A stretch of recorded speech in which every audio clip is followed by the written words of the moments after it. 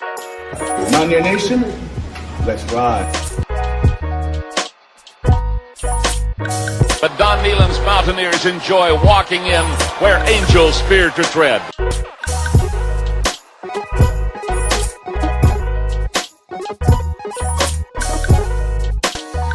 As the hills of West Virginia resound with the sounds of Wvu Football. Here is Harrison trouble, stiff arms, the would-be tackler, comes down over the 25 to 20, goes around about it to 15 to 10 to 5, a touchdown West Virginia, he did it!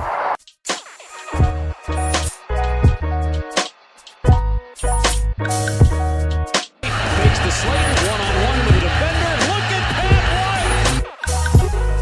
White! West Virginia football, you know what that's about, they don't know what it's about, West Virginia football, put on our tape on.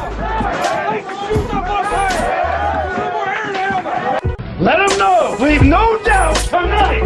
Leave no doubt tonight. No doubt. They shouldn't have played the old Golden Boot. It is a great night to be a Mountaineer wherever you may be.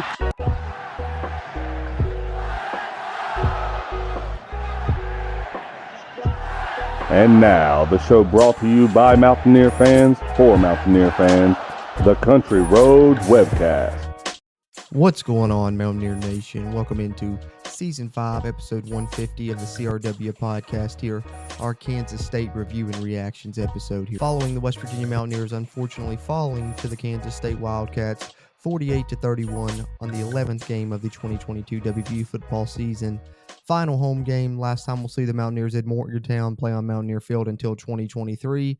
Unfortunately, the loss drops Wvu to 4-7 overall on the 2022 season, meaning that they will miss a bowl game, and they are currently 2-6 in Big 12 conference play as well. Before we get too much further into this, wanted to give you guys a reminder, if you would, do us a favor. If you're listening to this on the audio side, we're really appreciative of you. No matter what podcast platform you choose, you can find us on any one of them there. But if you're listening on Apple Podcasts, do us a favor, leave us a rating. That really helps. If you're on any other platform, be sure and share the episode around. But if you're here watching the video version on YouTube, whether it be on our channel or on the WV Sports Now channel, as you can find our show over on their website as well at wvsportsnow.com, somewhere you should go for plenty of great Mountaineer sports content. But if you're tuned into the video version of this episode on our YouTube or on theirs, do us a favor, hit the like button real quick. That'll really help this video's performance and help future videos performances as well. And if you haven't already, hit the subscribe button. Helps us, helps you, helps get more of this Mountaineer sports content out to Mountaineer Nation.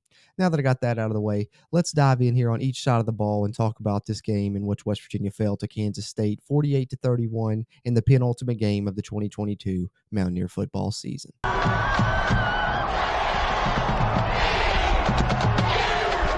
All right, so overall, we will get into the offense and the defense and special teams here, as we like to do in these review episodes. But I wanted to give a rundown of the stats here a little bit. As I said, of course, final score, Kansas State 48-31 to drop West Virginia to 4-7 on the season, 2-6 in Big 12 conference play thus far. Looking at some of the numbers, team stats-wise, total yards, Kansas State outgained the Mountaineers 437 to 369, so pretty close there as far as total yardage battle goes. Passing yards, of course, Kansas State with the advantage, kind of as expected here. If you watched our preview show, 294 yards for Kansas State with Will Howard at quarterback, and then 216 yards for West Virginia with Garrett Green at quarterback. Rushing yards, I think here was the surprise of the game, really. West Virginia outgaining Kansas State on the ground, and I think if you would have said that going into the game, that would be the result, that you would thought that maybe the ending result on the scoreboard would be better for West Virginia. But nonetheless, the Mountaineers were able to outgain Kansas State 153-143. They held Deuce Vaughn in check on the ground for the most part, but some other aspects of the Kansas State offense really hurt them. Tight ends, Malik Knowles, another running back there, Giddens. But they did a good job of holding Deuce Vaughn in check, and West Virginia employed kind of a multitude of different guys running the football to get to that 153-yard total. And I thought West Virginia did a good job running the football, better than most teams have against Kansas State this season. But if you watched our preview show here on the Country Roads Webcast, my key to victory was winning the turnover battle. And as we see here in a final team stat I wanted to pull up, West Virginia unable to do that, unfortunately, as they turned the ball over twice to Kansas State's one turnover early on. Both West Virginia turnovers, of course, being interceptions. Unfortunately, Garrett Green's first pass he threw in this game was, an interception return for a Kansas State touchdown. West Virginia was kind of able to answer that when they got their one turnover of the day, as Malachi Ruffin intercepted Will Howard and ran it back for a touchdown for the Mountaineers, and then Garrett Green with another interception coming in the second half. So although I liked what I saw from Garrett Green overall, for the most part, got to limit the mistakes. But, when you're making your first career start, you're going to see those mistakes happen. And unfortunately, they were costly for West Virginia in a game which they really needed to protect the ball in order to have a chance to win, as they end up turning it over twice. So that's kind of a rundown of the team stats there, and just kind of my overall opening thoughts in regards to that. Let's break it down on each side of the ball now. Let's start with the Wvu Football Offense.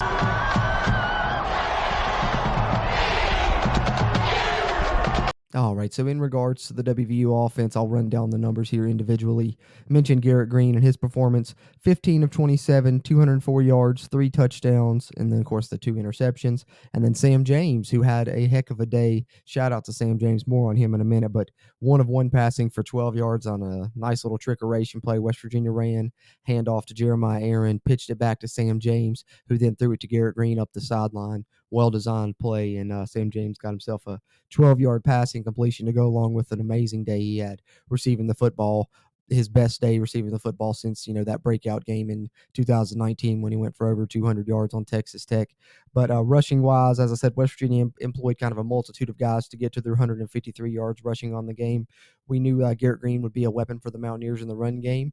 But, overall, with sacks and stuff, taking down some of his rushing totals, he only finished up with 12 carries for 17 yards, but his one touchdown was a 13-yard, or he did have the one touchdown scamper, and his longest run was a 13-yarder, I guess I should say.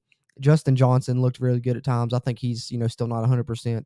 11 carries, 63 yards.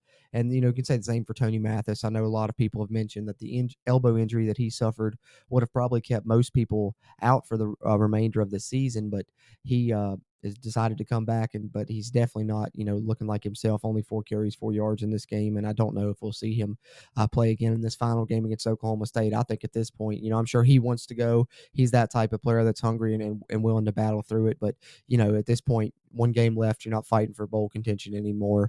If it's, questionable, I say sit him out, especially with what we saw from Justin Johnson. And how about Jalen Anderson, the redshirt freshman? We've seen him finally in the latter portion of the season be forced into action after the injuries to, C.J. Donaldson, Tony Mathis, and Justin Johnson, respectively.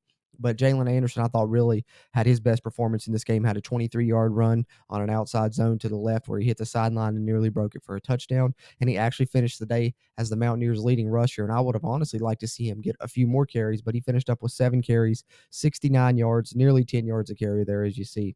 And then, of course, switching over, talking about the Mountaineer passing game, mentioned Sam James a little bit, and he was the West Virginia Mountaineers receiving leader. How about this stat line? 3 receptions, 102 yards, and 3 touchdowns. Each one of his receptions being a long touchdown. Well, I guess the third one was long, but it was a 5-yard touchdown, I believe. I thought it was a 22-yarder, 25-yarder, then a 71-yarder, and then the 5-yard touchdown reception that he had there when the Mountaineers were near the goal line. But the most impressive to me, the 71-yarder, just because play action fake from Green, Sam James on a go route, and Green, hits him in stride behind 2 defenders for the long touchdown. And that's just something we haven't seen this season, hardly at all. The last time I can remember seeing that is Sam James against Kansas. I think, on maybe the West Virginia's first drive of that game, they hit a deep ball touchdown pass like that when him and Daniels hooked up. But they've been few and far between this year. I believe it's less than 5 50-yard passing plays for the Mountaineers on the season now, if I'm not mistaken. But just seeing that 71-yarder, it was, super exciting to see, just because not only have we not seen that this season, but throughout the Neil Brown era, I've talked about that in the past, just haven't really seen a lot of those exciting, brand of football that we've, become accustomed to in Morgantown, which, has been coined Touchdown City in the past for reasons. We've always had explosive offenses, and that's kind of gone away in recent years, if I'm being honest. But it was exciting to see it return for at least a half of this football game against Kansas State, as that first quarter was insane. And Sam James, played a big part in that, and West Virginia's success in that half. 3 catches, 102 yards, 3 touchdowns. Awesome stat line. And shout out to Sam James, who's quietly, had a very solid West Virginia football career. And if that was his last game in Morgantown, he certainly went out on a high note, as he deserves to, having stuck it out, throughout his tenure here. But that's the one good thing I will say about, the offensive performance in this game, I guess, particularly in the first half, is that they, did keep up with the pace that Kansas State was showing, which we'll talk a little bit more about on the defensive side. West Virginia giving up, 41 points in the first half against Kansas State in this game. But The offense, I thought, did their part to kind of keep up there and hold pace, stay within striking distance the entire way there until late in the second half. But with that, I thought that first quarter where Kansas State and West Virginia was going back and forth, was that not some of the most exciting like brand of football though we've seen, despite the fact of how bad West Virginia is? I was enjoying that first quarter, and that's something I have been able to say a lot watching this team this year, and I'm sure a lot of you all throughout Mountaineer Nation can agree.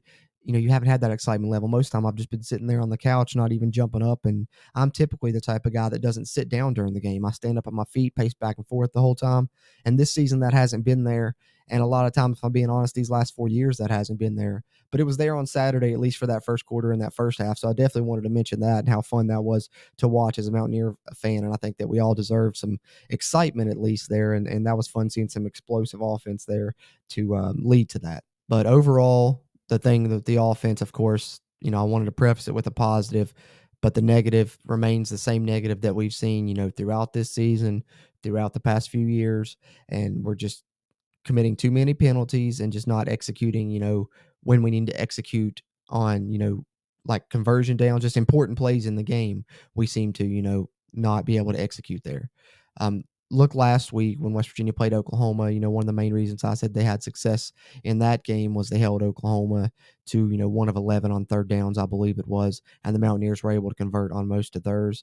And then you look here against Kansas State and you don't have any consistency there. That's been the issue, all along, is having that consistency of being able to do that again. And West Virginia struggled to convert on third downs. A lot of times they were behind the chains, and they were third and long, so you're going to struggle to convert in those situations as they finished up 2 of 10 on third downs in this game offensively, and you can't have that if you want to be successful. So I think for me, the big negatives was West Virginia just unable, to win the turnover battle, which I thought was my major key going in if you watched our preview show.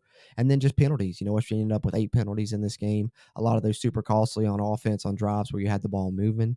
And it's typically the same stuff that we've seen, throughout the season. It's delay of games when we shouldn't be getting delay of games. Like we score a touchdown and we can't even kick the extra point before we get a delay of game. That ends up, not working out. We'll talk about that when we talk about defense and special teams.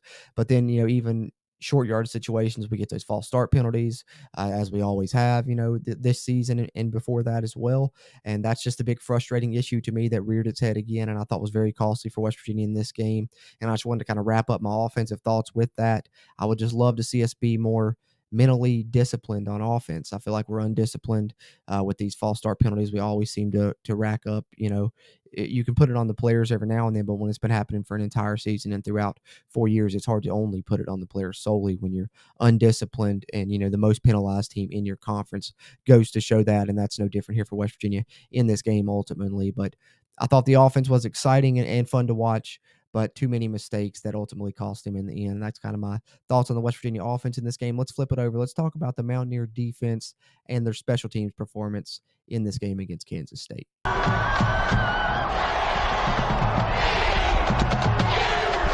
All right, just looking at some of the individual numbers defensively for West Virginia before I kind of give my overall thoughts on what was, as I'm sure we can all agree, a pretty lackluster performance defensively from a Mountaineer defense that I think we were kind of expecting more out of, just due to the fact that they kind of appeared to improve a little bit the past 2 games upon the struggles that we'd seen earlier. But then this game, it seemed to be more of those same struggles, particularly in the secondary. But individually, Lee Koba and Jasir Cox both share the lead in tackles with 13 total tackles. So that's the second straight weeks Jasir Cox has been the leading tackler for the Mountaineers in this game, and I thought he looked really good yet again. Also added a tackle and a half for a loss, which he shared with Marcus Floyd, who also ended up with 10 tackles. Aubrey Burks with 8 tackles and a pass deflection. Exree Lowe with 2 tackles for loss. Jordan Jefferson with an awesome performance in this game as well, 2.5 tackles for a loss and a sack, his half sack being shared with Lance Dixon. And then you get Malachi Ruffin with the interception, which he returned for a touchdown. And shout out to him for that. We've mentioned him, I think in recent weeks here on the show, just because the fact that he's kind of a walk-on that's been called upon to play extensively at the cornerback position more than he and the Mountaineers staff, I'm sure, expected him to do so. Really struggled early on, has been picked on at times, but, in the past couple weeks, he's made some plays. He had an interception a few weeks ago, I believe, against Baylor, if I'm not mistaken. And then here it comes this week. West Virginia down 14-0, need to make a play, and he gets the pick six to run it back. Excuse me, down 14-7, and he got the pick six, which we thought would tie the game up. And, of course, the score ended up ultimately being 14-13. Give more my thoughts on special teams here in a second. But just overall defensively for the Mountaineers, it's kind of the same thing that we've seen. West Virginia can try and scheme it up however they want to, but they did a good job of scheming it up in order to shut down Deuce Vaughn, but Kansas State just had more weapons than what West Virginia was able to cover, because they cover Deuce Vaughn, and then they go to Malik Knowles. And then we were like, okay, we need to stop Malik Knowles. And then one of their tight ends would get open downfield. The tight end, Sennett, I believe, had, over 80 receiving yards. No, he had a touchdown catch. And their other tight end had, 20 to 40 yards receiving as well, if I'm not mistaken. But that's the thing that really hurt West Virginia in this game was Will Howard's arm. And that's one thing I said going into this game. I know the last time West Virginia saw Will Howard, he was a true freshman. But that player, I tried to warn Mountaineer Nation that player that West Virginia saw back then was a shell of the player that we see today with Will Howard, because that Will Howard hadn't played a lot, threw 3 interceptions, lost that game. This Will Howard comes in, throws 2 touchdowns on nearly 300 yards on 19 of 27, and looked really good doing so as well. And I think when you look at that, that also goes to show you the difference of these programs throughout these 4 years. Chris Kleiman and Neil Brown were both hired at the same time. Honestly, Kansas State's last 2 candidates were Chris Kleiman and Neil Brown. They decided on Chris Kleiman. I'm sure they're probably thankful for that right about now, but I digress on that. They were hired in the same year. That year, back in 2020, I believe that was a year after they were hired. I believe that was during the COVID season when Will Howard came into Morgantown. That was a ranked Kansas State team coming into Morgantown with Will Howard at quarterback. And West Virginia won that game 37-10, I believe, if I'm not mistaken. So we're all riding high thinking we've made a great decision, still early in these coaches' tenures. Flash forward 2 years later where they've had time, to build the program and to get things in and everything. And, as you do, right? And so here we are, same situation. They're coming into Morgantown, a ranked Kansas State team, quarterbacked by Will Howard, but we got the exact opposite result, 48-31 Kansas State win. And beyond that, even, not only is the result opposite in this game, but look at the results of the coaches during, here we are 4 years in. They were hired at the same time. Chris Kleiman, Kansas State's 1 win away, essentially, from playing for a Big 12 title game, something West Virginia hasn't done. Whereas West Virginia just secured their 3rd losing season during those 4 years, and they will miss a bowl game for the 2nd time in 4 seasons. Prior to Neil Brown taking over at West Virginia in 2019, West Virginia had missed a bowl game 2 times in the last 20 years, I believe it was the record, or 2 times in the last 19 years prior to 2019, and now 2 times in Neil Brown's 4 years they will miss a bowl game as well. So it just kind of shows the opposite trajectory of these 2 programs right now, and why West Virginia is looking for a new athletic director, and many believe we'll be looking for a new head coach and new coaching staff rather as well, following the conclusion of next week's game possibly. So that's just kind of my thoughts there on that. I know kind of got off on a tangent right there, but it just popped into my head when we were talking about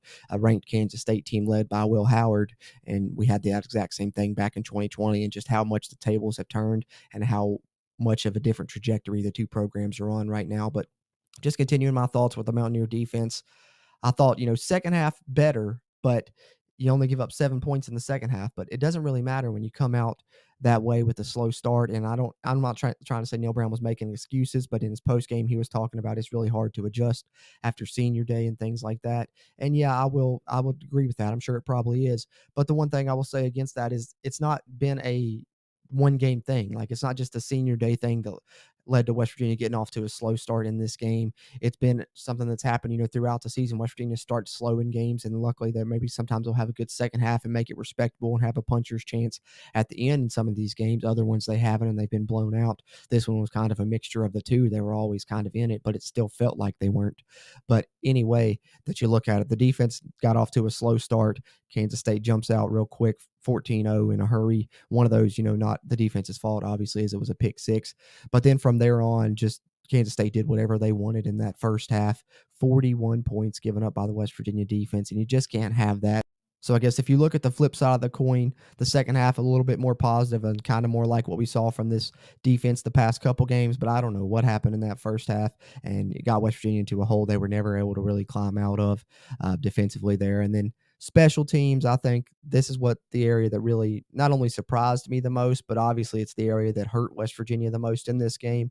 And the reason that it surprised me the most is because for the most part, you save for a few exceptions here and there, special teams has really been a positive for West Virginia throughout this season here in 2022. And I kind of expected that to maybe play a part in this game. But instead, everything goes awry. Anything that could go wrong there on special teams seemed to do so. I mentioned West Virginia got the pick six from Malachi Ruffin. Looked like they were going to tie the game up at 14-all. Instead, the extra point is there's a delay of game. They have to push the extra point back. Then the snap is kind of mishandled. The extra point's no good. Casey Legg would go on to miss another extra point as well as a 44-yard field goal. So Casey Legg, who, hate to see him have such a bad day, but man, that was rough just because the fact that he came into the day perfect on extra points, hadn't missed one all season, perfect on field goals, hadn't missed one all season, misses one of each in the game and actually 2 extra points, really struggled today. And I think that, I don't want to solely not put it on Casey Legg because he is the one that ultimately has to, hit the kicks no matter what. But we do need to look at the fact that ever since Grayson Malashevich hasn't been there holding for those place kicks, it seems like something's a little bit off there. And I'm not trying to knock Colton McGee, the new holder, but when you haven't done it all season, you're trying to break somebody in a hurry. Maybe they just haven't had the reps that they need, and it's a little bit off. The snaps were low, it seemed like, in this game against Kansas State as well. So I think the whole process right there is off, and they're going to have to try and get that straightened out here against Oklahoma State. If they're, because I'm sure there's going to be field goal attempts. There's certainly, hopefully, going to be extra point attempts as well. And Mountaineers, elected to go for 2 later in the game, not only because they needed to, but if they hadn't needed to, they may have done so anyway with how bad Casey Legg, and the kicking team was struggling in this game. So special teams are ultimately really hurt West Virginia. Also, kick coverage was an issue. Kansas State had really good starting field position for most of the game near the 30 or 40-yard line, and that was credit to Malik Knowles as well, who had a great game for Kansas State. So that's just kind of my thoughts here on each side of the ball: offense, defense, special teams. Ultimately, as I said, I'll show you guys here one more time. Kansas State, with the final score of 48-31, defeats West Virginia in the penultimate game of the 2022 West Virginia football season, which unfortunately knocks the Mountaineers out of bowl contention, as they will fall to 4-7 on the season and 2-6 in Big 12 conference play with one more game remaining. That being said, I want to give you guys some final thoughts as I kind of touch on some news updates that came out just prior to the game, some interesting thing that has become a talking point throughout Mountaineer Nation. And so I wanted to touch on that really quickly before we get out of here on Season 5, Episode 150 of the CRW Podcast.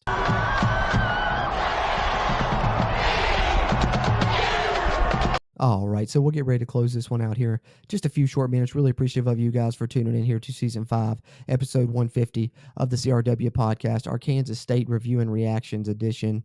I'm here as we break down the Mountaineers' unfortunate loss in the 11th game of the season. And there was some news that came out in regards to transfers. I think that was unexpected due to the timing. And because of the timing, it's become really a big talking point throughout Mountaineer Nation, I believe. And I wanted to touch on that briefly here. Got a thing I'm going to pull up here, a little graphic for you guys on the video side. But before I do that, I just want to take one more time, remind you guys that are watching on the video side, give us a like, give it the thumbs up here if you're watching on YouTube before you head out, and subscribe to us if you haven't already. Helps us, helps you, helps get more of this Mountaineer sports content out to Mountaineer Nation. And if you listen on the audio side, which you can find on any podcast platform you like, if you're on Apple Podcasts, leave us a rating. That really helps us. And if you're on any other podcast platforms, just continue to share us around. We know if you're a big Mountaineer fan, you know other big Mountaineer fans that will probably enjoy more Mountaineer sports content, and the Country Roads Webcast is happy to provide some more of that Mountaineer sports content. So having said that, of course, I'm sure most of you already know, but the big news that came out prior to this game, we got a video update out on our channel here over on the YouTube side. If you listen to the podcast episode here, hop over to our YouTube. Sometimes you'll get extra news updates in short form there. And this was certainly one of those that I put out, following the game. Charles Woods announcing just prior to kickoff, almost lining up with, the kickoff time for West Virginia, that he would be, transferring soon. The transfer portal is actually not currently open. Technically, it doesn't open until, I think, second week of December, first week of December. Maybe it's December 5th is the date. I've got in my head if that's correct. I'm not 100% sure, as they're utilizing those windows now, and the NCAA passed that law recently. But players can go ahead and set their intent and then enter once it opens. And West Virginia's had a few of those do so right now. Let me pull this graphic up for you guys on the video side. I'm going to continue to update this throughout the offseason as it progresses with transfers out and, transfers in as well. But so far, these are the 3 transfers out West Virginia has had to this point in the offseason, or that have announced anyway. As I said, they can't actually enter the transfer portal until December. But we have seen these announcements, and I'm sure there will be more announcements with kind of the state of the West Virginia program moving forward. And then, of course, as the offseason progresses and a new athletic director comes in and whatever else happens with the staff, West Virginia will be bringing some players in as well, and they will be tracked here. But as you see, DB Mumu bin Wahad has left the Mountaineers, or is going to be leaving the Mountaineers, rather, I guess I should say. True freshman defensive back that had a lot of potential. And then, of course, top in-state recruits that the Mountaineers brought in, a tight end in Corbin Page, also leaving the Mountaineers, and he's kind of been out of the fold for a while now. If you've been paying attention behind the scenes, I know, Sean Reagan, posts, as sometimes they'll have the players over to their position coaches' prospective houses for dinner. Sean Reagan posted a picture a couple weeks back with some of the tight ends, and Corbin Page was not in the picture. So that's, kind of, I've been interested to see where that's headed. I'm sure there's going to be more. There's been other players that have kind of been out of the fold now. If you've been reading in between the lines, behind the scenes, they were kind of supposed to be in the fold this season that haven't been. You've even heard rumblings of some potential players that West Virginia would certainly hate to lose, maybe leaving. At this point, those are just rumors. I don't want to address those yet until those become fact. But as news updates happen, we will always have updates for those here on the Country Roads Webcast. So be sure and always check us out over here.